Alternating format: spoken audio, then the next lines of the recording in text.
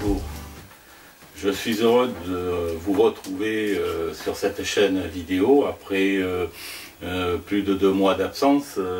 Bon, je vais vite passer là-dessus, hein. J'ai eu un accident, j'ai été accidenté à une jambe, j'ai dû être hospitalisé, opéré et marcher pendant plusieurs semaines avec des béquilles.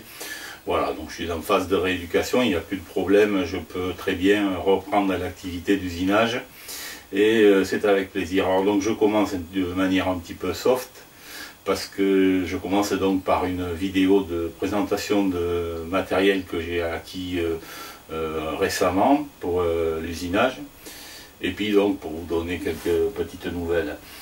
Concernant l'usinage du cône morse, pour pouvoir du porte-fraise en cône morse, évidemment ça va continuer, je vais le faire. Il y a un second volet, une seconde vidéo qui va être diffusée, que je suis en train de mettre en route, hein. Je termine l'usinage de la pièce, ça vous aurez bientôt donc cette seconde vidéo. Je pense qu'il y en aura que je ne pense pas en faire trois vidéos sur cet usinage là. Ensuite il y a un autre élément pour lequel je veux donner des nouvelles, c'est la partie fonderie, hein. Vous avez eu plusieurs vidéos qui vous ont montré la création du four et du moule, et une autre vidéo devra venir qui concerne l'utilisation du sable de fonderie que je compte mettre au point. Alors pour l'instant je me suis renseigné sur ce fameux sable pour faire donc un moule perdu.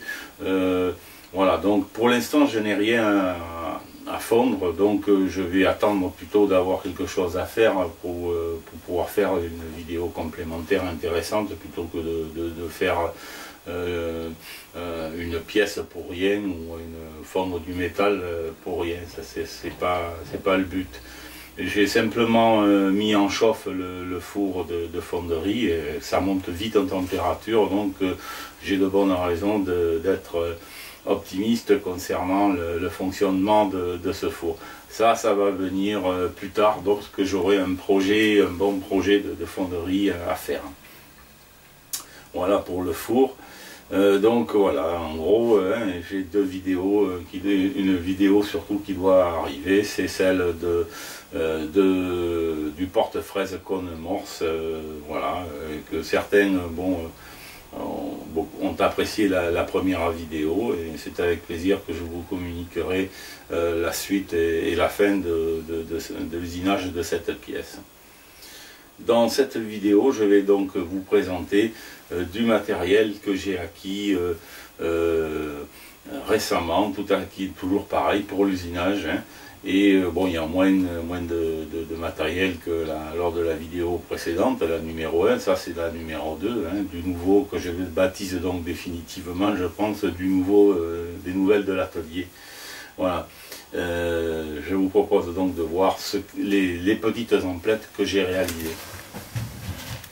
Je vais commencer par un élément, bon là ça je ne l'ai pas acheté, je l'ai confectionné moi-même. C'est un tableau de vitesse de coupe que j'utilise pour mon tour et pour la fraiseuse. Alors plusieurs d'entre vous m'ont demandé où est-ce que je m'étais procuré ce tableau. En fait bon, je l'ai fait, et j'ai répondu à un particulier, je crois que c'est Jean-Claude Breton, qui m'a mis un commentaire là-dessus, et je lui ai dit que j'allais faire un PDF et puis le mettre à disposition pour ceux qui sont intéressés, se l'imprimer. Et puis moi je l'ai fait plastifier chez le libraire du coin, hein. Comme ça c'est propre. Ce tableau donc il est en deux volets, hein, recto verso. Vitesse de coupe en tour minute pour les outils de coupe au carbure. Et c'est pas les mêmes évidemment que pour les outils de coupe en acier rapide supérieur. Voilà, donc recto verso en fonction de l'outil que j'utilise, du diamètre de la pièce à usiner ou du diamètre de la fraise, puisque j'utilise également pour la fraiseuse. Ça me donne une indication à chacun de vérifier si ça correspond bien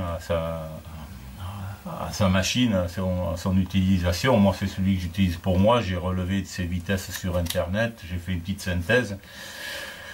En rouge, sur ce tableau, vous allez pouvoir noter qu'il y a des vitesses qui sont indiquées en rouge. Et bien, ces vitesses qui sont indiquées en rouge sur ce tableau sont celles que je ne peux pas atteindre ni avec le tour, ni avec la fraiseuse. Donc, je les ai marquées en rouge.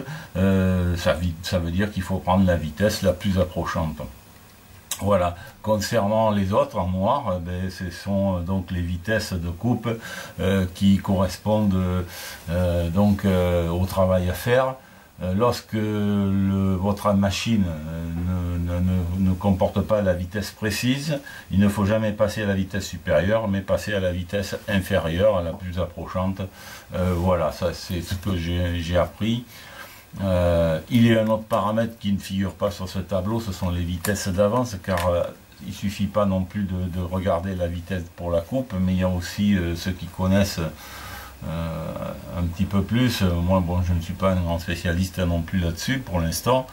Je sais que les vitesses d'avance, avec nos machines, de toute façon, les 3/4 du temps ne sont pas affichées. Et ça, on l'estime en travaillant, on sent la machine. Nos machines sont assez sensitives puisqu'elles sont de petites dimensions, elles sont de petite taille. Et donc on sent bien la peine, l'effort de l'outil. Alors on s'adapte, on adapte. Hein. Voilà, idem pour les vitesses de coupe. C'est quand même assez important de respecter, de prendre connaissance de ces notions de vitesse de coupe et de vitesse d'avance, puisque c'est les principes fondamentaux de l'usinage. Donc même si on n'a pas un matériel d'une extrême précision pour affichage de ces vitesses, pour la sélection de ces vitesses, il ne faut pas l'ignorer. Voilà. Donc je vous glisserai dans la présentation de cette vidéo, dans le texte sur la chaîne, mon adresse mail de mon blog Train Tranquille. Il est clair que bon, afin de m'éviter des problèmes de spam, j'ai remplacé l'arrobase par le sigle euro, hein, donc il suffira pour que vous retrouviez l'adresse précise pour pouvoir me joindre par mail ou par courriel, moi je préfère dire. Il vous faudra remplacer le sigle euro par l'arrobase traditionnelle. Vous comprenez bien la raison donc de ça, hein. Autrement je serais inondé de spam avec les robots. Voilà, donc j'ai pas trouvé le moyen d'afficher sur un texte directement sur la chaîne un lien vers le PDF. Je sais pas trop comment on fait, j'ai pas encore trop cherché. Donc je préfère carrément ceux qui le voudront, ceux qui voudront ce tableau, il leur suffira de me joindre sur l'adresse de mon blog. Et je leur enverrai, avec un petit délai, hein, gratuitement, je leur enverrai en pièces jointes le PDF qui leur permettra d'imprimer ce tableau, de le plastifier, ça je le conseille. Hein. Et puis voilà, ils pourront s'en inspirer. Ça va pour nos petites machines. Hein, voilà, alors sous réserve, hein, c'est toujours tout ce que je vous montre sur cette chaîne, c'est toujours sous réserve de vérification. Soyez maître de vos décisions et responsable de vos décisions. Je ne suis pas un spécialiste ni un professionnel, je peux me tromper. Voilà, donc moi ces vitesses-là, jusqu'à présent je les ai utilisées. Elles ne m'ont pas procuré d'ennui, rien, ça marche bien, donc voilà, c'est bon pour moi, ça peut l'être pour vous, sur nos petites machines. Maintenant je passe à une acquisition que j'ai dû faire pour le tour. Il faut savoir que le tour, on doit régler nos tours, la poupée mobile avec la poupée fixe. Il faut faire un alignement le plus précis possible pour pouvoir obtenir des pièces d'une bonne symétrie. Et il me manquait un accessoire que je juge moi plutôt utile, c'est une barre d'alignement. Ça va me permettre de contrôler l'alignement donc de la poupée mobile avec la poupée fixe. Ça va surtout me permettre de pouvoir régler correctement. Alors voilà cette barre, en fait,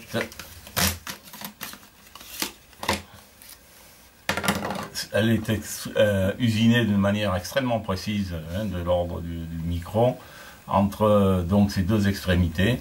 Donc ça consiste, je vais l'utiliser, je vais mettre entre les deux pointes, une pointe à la place du mandrin du tour, hein, donc dans la poupée fixe, et dans la broche du tour, hein, et l'autre à la poupée mobile.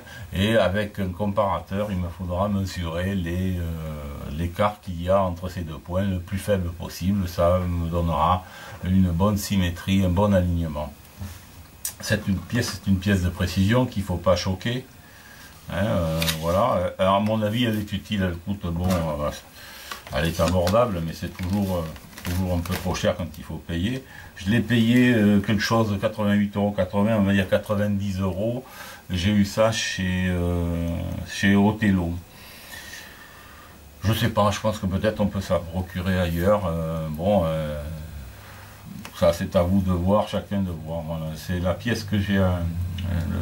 Pour l'instant je ne l'ai pas encore utilisé, il faut que je démonte mon tour, et pour l'instant j'ai des projets dessus, donc voilà, pour l'instant ça a l'air d'aller bien, hein. J'ai pas de gros problèmes d'alignement, mais il y en a un quand même, donc ça veut dire que je vais avoir besoin d'utiliser cette pièce, cet accessoire de réglage.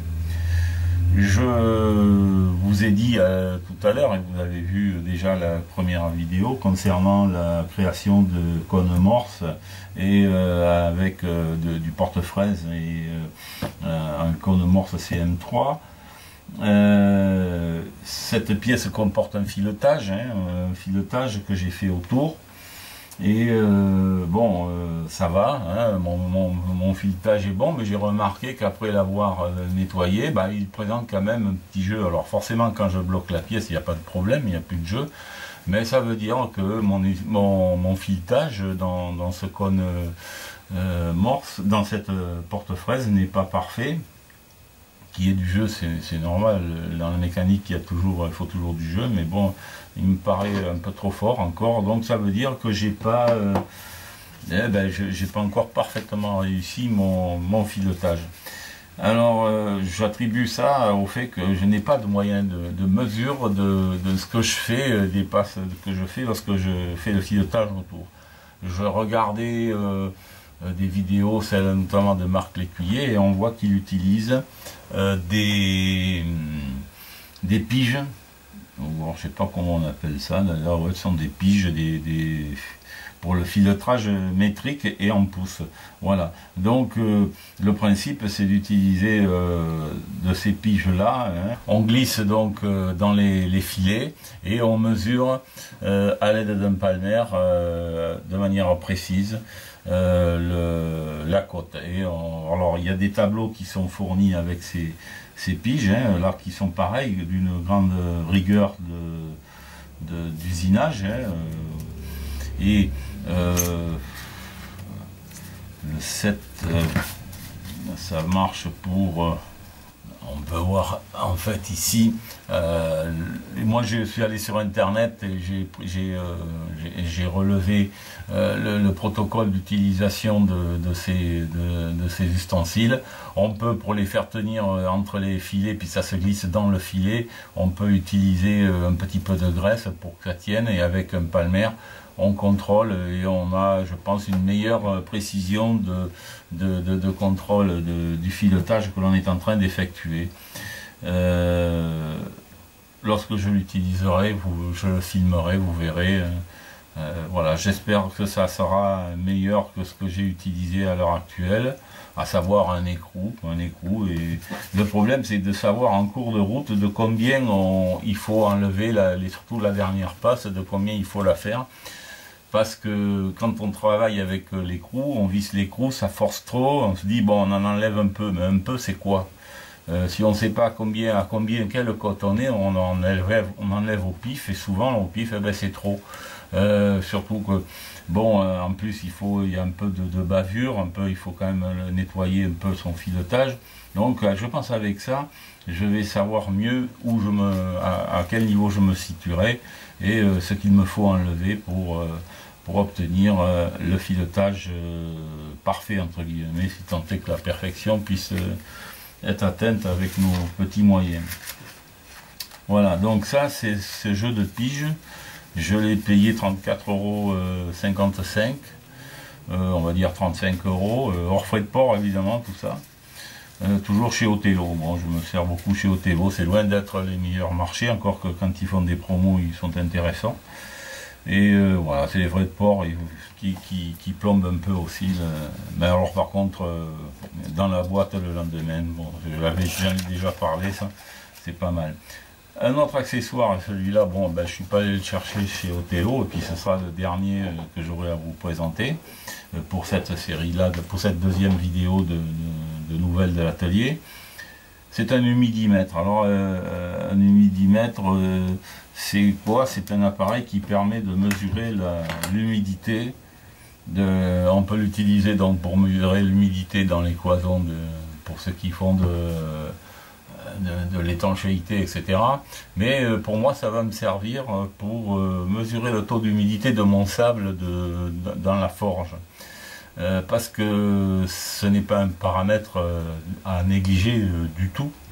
Et vous avez des exemples d'accidents qui se produisent en fonderie sur internet, à les différents tours, vous allez voir, il y a des fois des cas assez dramatiques, parce que lorsque vous allez verser votre métal en fusion sur un sable trop humide, il peut se produire que vous ayez des éclats, des projections de métal en fusion, et c'est extrêmement dangereux et grave pour celui qui manipule ce métal, hein. Donc c'est toujours rassurant de connaître le taux d'humidité de son sable. Alors là, on l'injecte, on présente ces deux aiguilles là qui sont des électrodes, et on mesure, on appuie, on a les mesures en différentes unités, bon, en degrés centigrades pour ceux qui nous concernent, et en pourcentage en fait d'humidité, hein, voilà, c'est pas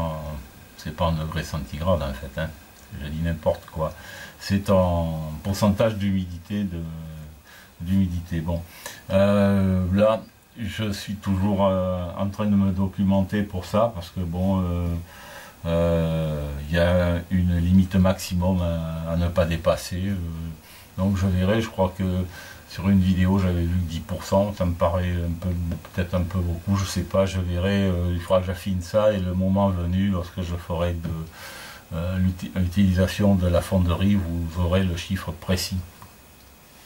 Alors c'est un petit accessoire que j'ai acheté qui est électronique, qui fonctionne avec une pile, avec deux piles.